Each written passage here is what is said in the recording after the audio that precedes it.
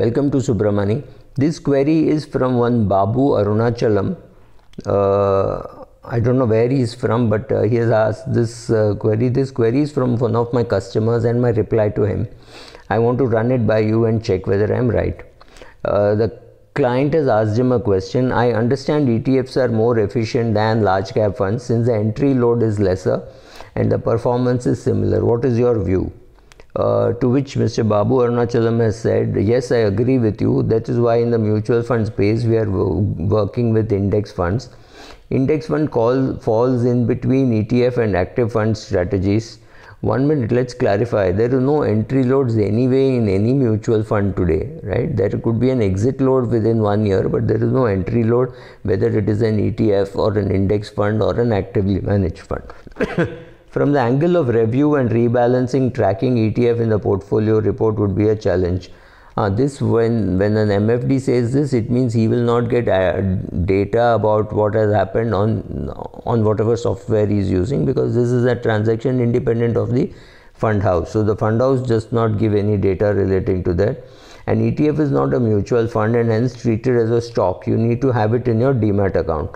I think that everybody has a demat account today, at least most people have, and when we will not get the relevant data to update in our portfolio reports. Technically, yes, ETF would work, but practically it is a little challenge. You need to buy ETF separately, and during our review we should take that and work. That's still okay. From the taxation angle, ETF would mean dividends from underlying stocks getting credited to your bank account. No ETF will not give any dividends to you.